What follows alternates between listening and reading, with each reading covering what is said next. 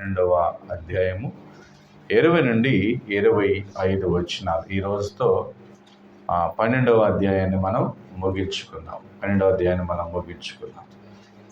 చదువుకుందాం. బైబిల్ ఉన్న వారందరూ తీయండి. 20వ వచనాన్ని మనం ప్రారంభించుకుందాం.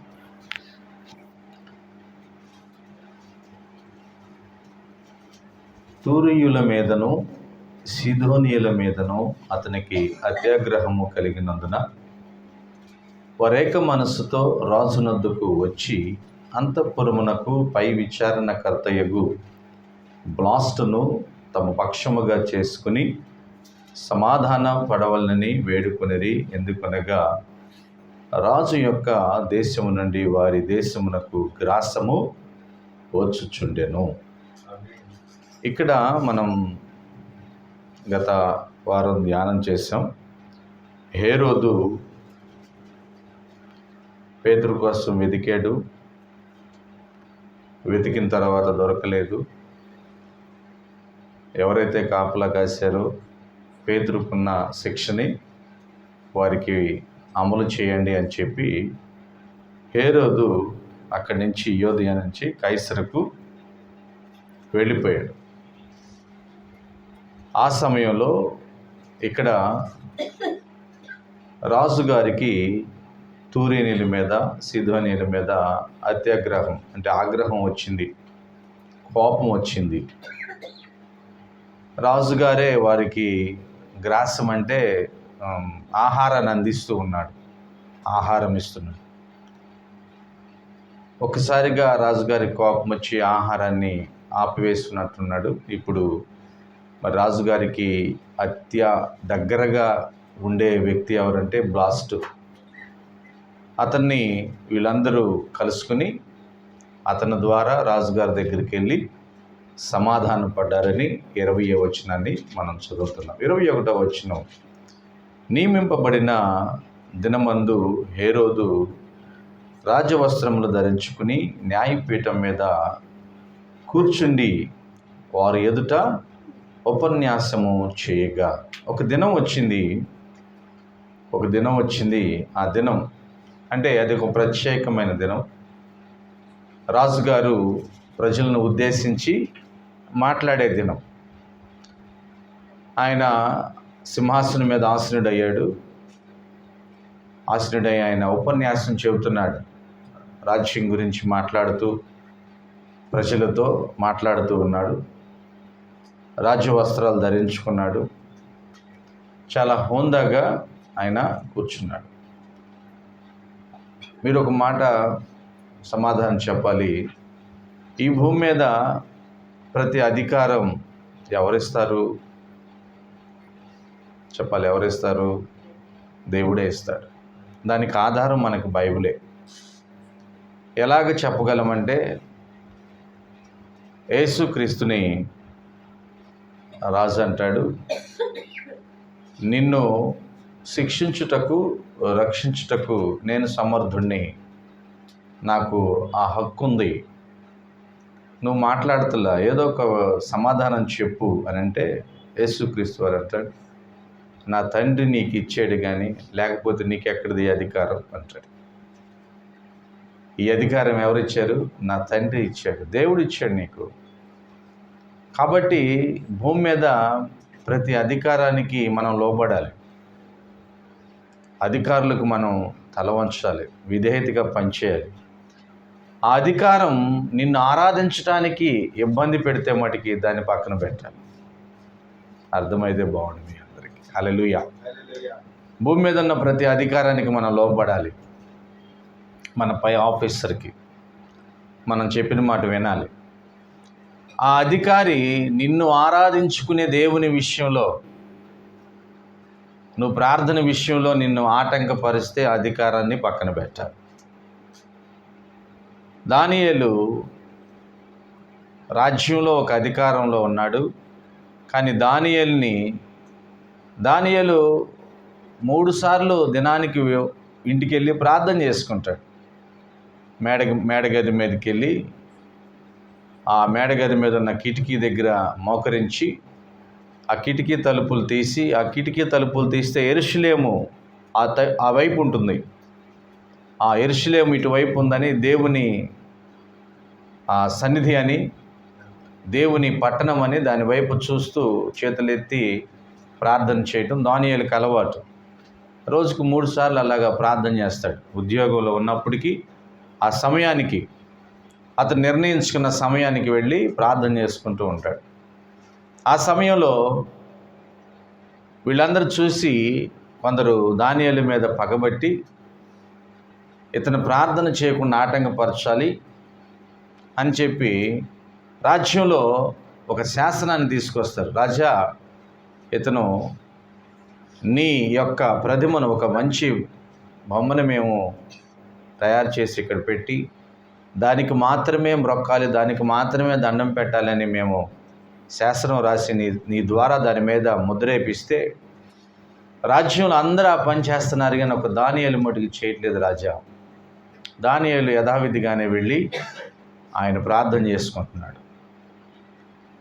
అనగానే రాజుగారికి కోపం వచ్చింది. ఎందుకు? రాజు చెప్పిన మాట ప్రజలు వినాలి, కానీ దానియేలు వినలా. అన్నీ వింటాడు దానియేలు, ఒక్క విషయం వినలే. ఎందుకంటే ప్రార్థన చేసే విషయంలో, దేవుణ్ణి ఆరాధించే విషయంలో మటుకి అధికారానికి లోపడ్డాడు. అధికారాన్ని పక్కన పెట్టేశాడు. ప్రతి విషయంలో మనం అధికారానికి లోబడాలి, ఎందుకంటే ఆ అధికారము దేవుని దగ్గర నుంచి వచ్చింది. మరి ఆ దేవుణ్ణి ఆరాధించే విషయంలో ఆ అధికారాన్ని దుర్వినియోగం చేసుకుంటే మనం దాన్ని ఖాతరు చేయవలసిన అవసరము లేదు. ఇక్కడ ఈ అధికారి వచ్చి సింహాసనం మీద కూర్చుని ఉపన్యాసం చెబుతూ ఉన్నాడు. ఈ ఉపన్యాసం చెబుతూ ఉన్నప్పుడు 22వ వచనం ఏమవుతుందంటే, జనులు ఇది దైవ స్వరమే కానీ మానవ స్వరము కాదని కేకలు వేశారంట. ఇది దైవ స్వరము, దేవుని స్వరం అంట. జనులు ఉంటారు కదా, కొందరు ఏమి లేకపోయినా ఏదో మనిషిని ఉబ్బించాలని, కొద్దిగా హై చేయాలని ప్రయత్నం చేసేవాళ్ళు ఉంటారు కదా. మాట్లాడకముందే చప్పట్లు కొట్టేవాళ్ళు, మాట్లాడకముందే ఆహా ఓహో అనేవాళ్ళు ఉంటారు కదా. ఆ రాజ్యంలో కూడా ఉన్నారు. ఎవరో, రాజా అసలు మీరు మాట్లాడుతున్న తీరు చూస్తే, అబ్బా ఇది దేవుడి స్వరం, నీ స్వరం కాదు రాజా అని చెప్పి ఆయన్ని పొగిడారు, ఘనపరిచారు, చప్పట్లు కొట్టారు, కేరింతలకు కొట్టారు. మరి ఆయన ఏం చేయాలి అప్పుడు? ఎస్, నాకు ఈ దేవుడి స్వరాన్ని ఇచ్చిన దేవుడికే మహిమ కలుగును గాక అనాలి. ఆయన ఏమన్నాడో చూడండి. అతడు దేవుని మహిమపరచునందున ఏం చేశాడంట? ఈ రాజుగారు, ఇది నా జ్ఞానం, నా పరపతి, మా తండ్రి గారు, మా తాతగారి దగ్గర నుంచి వచ్చిన అధికారం, ఇది నా సొంతం అని చెప్పి గర్వించాడు. బైబిల్లో తను తాను తగ్గించుకునేవాడు హెచ్చించబడును అని రాయబడి ఉంది. అంటే మిగిలింది రాయలా. మరి తను హెచ్చించుకునేవాడు తగ్గించబడును కాదు, లేకుండా పోవును, అందుకే రాయలా. మళ్ళీ చెబుతున్నాను, తను తగ్గించుకునేవాడు హెచ్చించబడును. హల్లెలూయా. మరి తను హెచ్చించుకునేవాడు తగ్గించబడును అని రాయలా, లేకుండానే పోతాడు. అంటే చాలామందికి అలవాటు ఎవరు చెప్పకుండానే వారి గొప్పతనాలు చెప్పుకోవటం. ఎవరైనా పొగుడుతుంటే ఆవాసనే హ్యాపీగా ఆనందిస్తూ ఉంటారు. అరే, ఈ పొగడతకి నేను ఎంతవరకు అర్హుణ్ణి, ఈ ఘనతకు నేను ఎంతవరకు అర్హుణ్ణి, ఇలాగ ఘనత గౌరవం నాకు రావడానికి నా దేవుడు కదా కారణం. వీరు నన్ను గౌరవిస్తున్నప్పుడు, ఘనపరుస్తున్నప్పుడు నేనెవరిని గౌరవించాలి? దేవుణ్ణి కదా అని మర్చిపోతారు కొందరు. మర్చిపోయి లోనికి కొద్దిగా అహం, ఆ గర్వం వచ్చి దేవుణ్ణి స్తుతించరు, దేవుణ్ణి ఘనపరచరు. ఈయన కూడా అదే పని చేశాడు. ఎప్పుడైతే రాజా, అబ్బా నువ్వేం మాట్లాడుతున్నావు రాజా, అసలు నీ దుస్తులు ఎలా ఉన్నాయి, నీ స్వరం ఎలా ఉందని చెప్పి చప్పట్లు కొట్టి కేరింతలు కొట్టేవారికి ఆయన మనసులో ఉప్పొంగిపోయాడంట, దేవుణ్ణి మహిమపరచలేదంట. వెంటనే ప్రభుదూత అతన్ని మొత్తెను గనుక పురుగులు పడి ప్రాణము విడిచెను. అమ్మో, ఏం పడి ఎక్కడి నుంచి వచ్చినాయి? పురుగులు పడి ప్రాణం విడిచాడంట. 115వ దావీదు కీర్తన, ప్రియమైన బైబిల్లో ఉన్నవారు 1వ వచనం. 115వ కీర్తన 1వ వచనం. అక్కడ చక్కగా వ్రాయబడి ఉంది. 115వ దావీదు కీర్తన తీసారా? 1వ వచనం చదవండి. మాకు కాదు యెహోవా, మాకు కాదు, నీ కృపాసత్యములను బట్టి నీ నామమునకే మహిమ కలుగునుగాక. హల్లెలూయా. మాకు కాదు దేవా, మాకు కాదు. దేనికి? నీ కృపాసత్యములను బట్టి, నీవు మా పట్ల చూపిస్తున్న మితిలేని ప్రేమను బట్టి నీకే మహిమ, నీకే ఘనత. యెహోషువ అంటాడు, మీ ఇష్టం వచ్చినట్టు మీరు ఆరాధించుకోండి, నేనైతే నా దేవుణ్ణే ఆరాధిస్తా. హల్లెలూయా. అంటే మీకు చేతగాట్లా దేవుణ్ణి ప్రతి సమయంలో ఆరాధించాలి. అక్కడ అంటాడు, నన్ను ఘనపరచువారు నేను ఘనపరుస్తాను, నన్ను తృణీకరించేవాడు తృణీకారం పొందుతాడు అని అంటాడు. ఈ భూమి మీద సృష్టికర్తని ఎరగక అంతా నాదే, నా జ్ఞానమే, మా పితరులు ఇచ్చిన జ్ఞానము, మా పితరులు ఇచ్చిన ఆస్తి అని గర్విస్తే ఏమైపోతామో తెలుసా? కనుమరుగైపోతాం, లేకుండా పోతాం. రాజు ఏమైపోయాడు? కనుమరుగైపోయాడు. 2 కారణాలు ఉన్నాయి. ఈ రాజుగారు కనుమరుగైపోవడానికి మొదటిగా అపోస్తుల్ని హింసించటం, అపోస్తులను బాధ పెడతాం.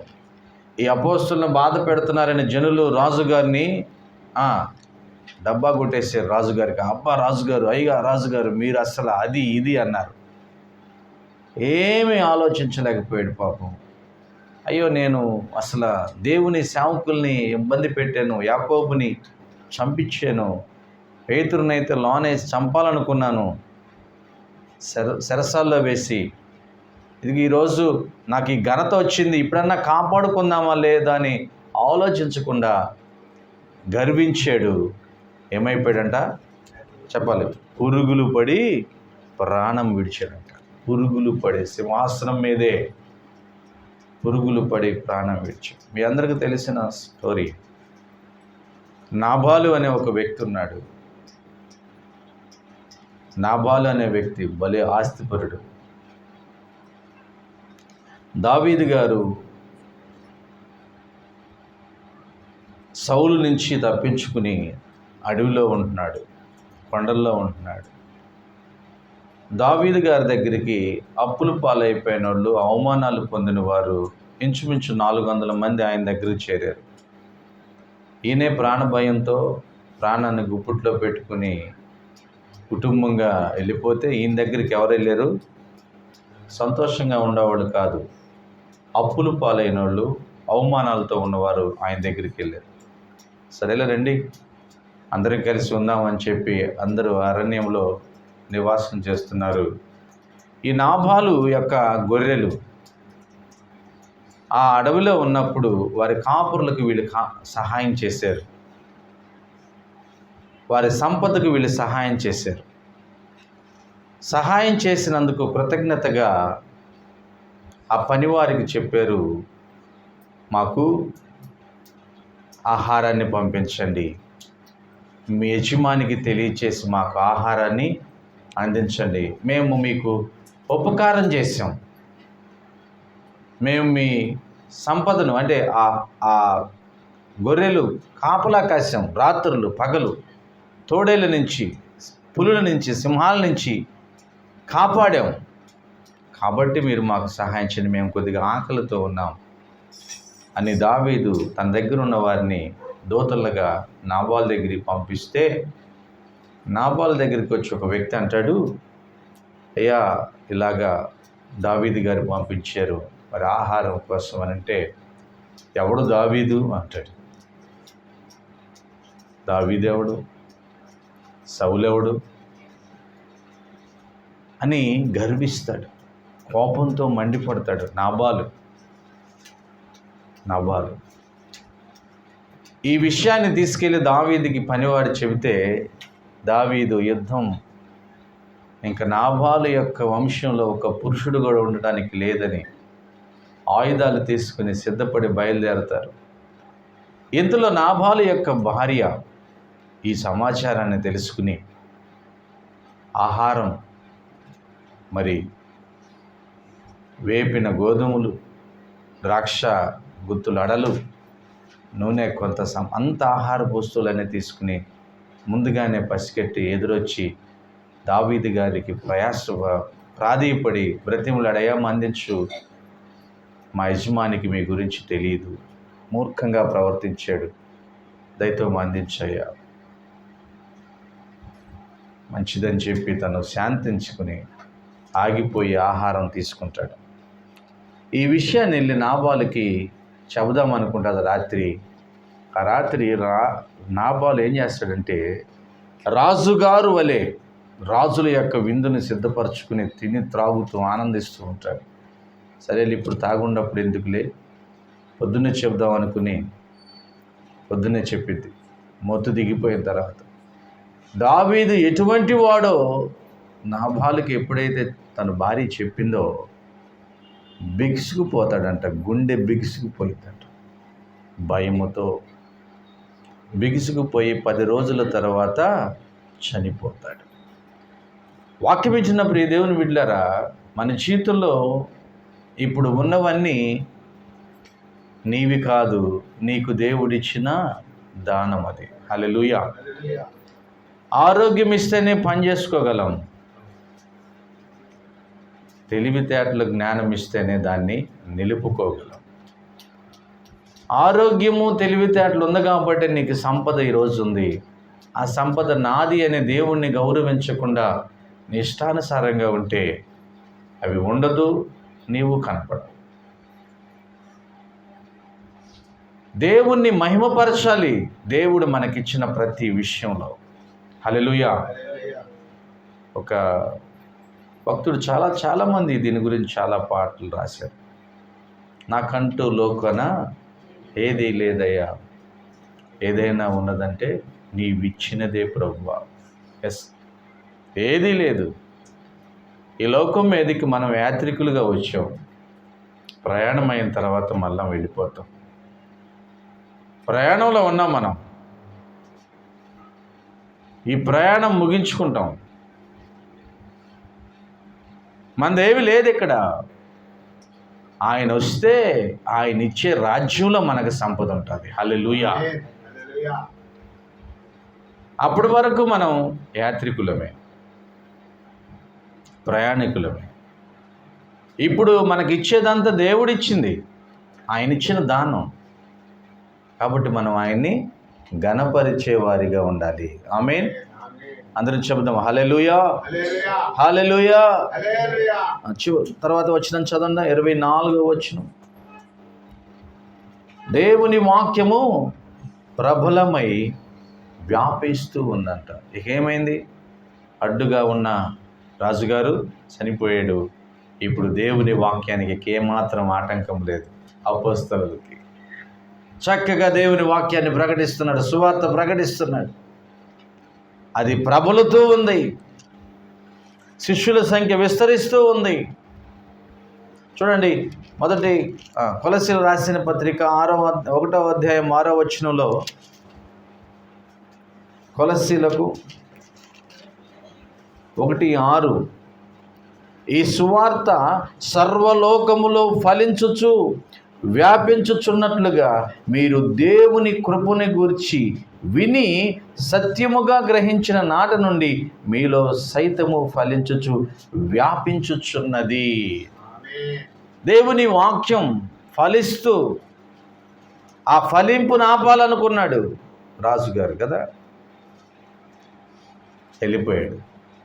ఇప్పుడు దేవుని వాక్యం ప్రబలుతూ ఉంది. ప్రియ దేవుని బిడ్డలారా, దేవుని వాక్యాన్ని ఎవరు ఆపలేరు.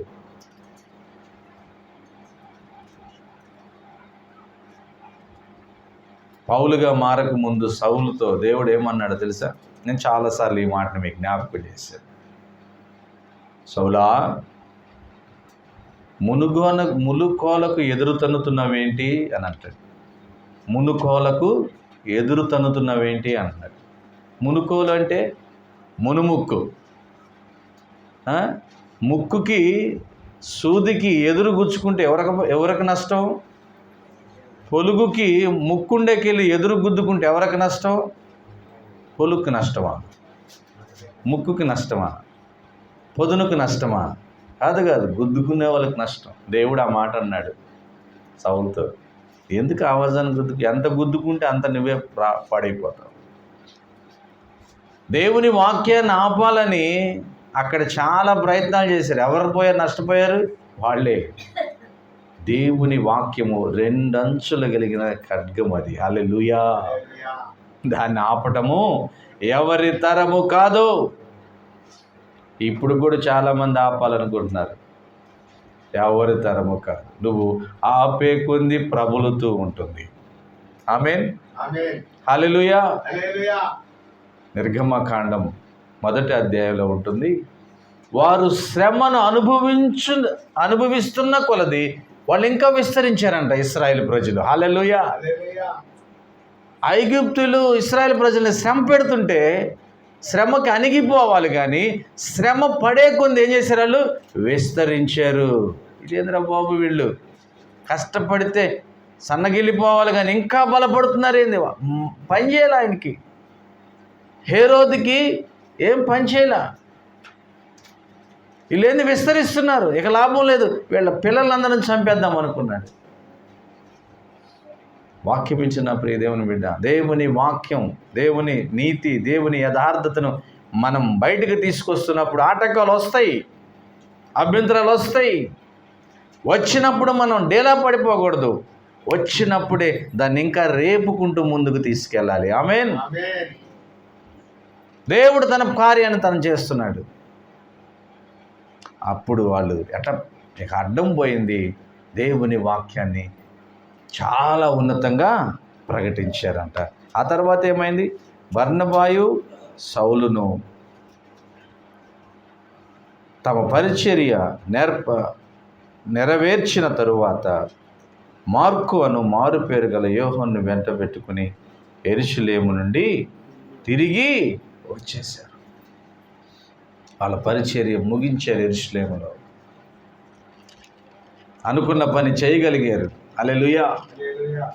ఎప్పుడు దాకా ఆటంకాలు పడ్డారు, కానీ ఇప్పుడైతే అనుకున్న పని చేయగలిగారు. వాక్యం వింటున్న ప్రియ దేవుని బిడ్డ, నా జీవితంలో కూడా దేవుని వాక్యాన్ని లేకపోతే దేవుని సువార్తను మనం ప్రారంభించి పని చేస్తున్నప్పుడు ఆటంకాలు వస్తాయి.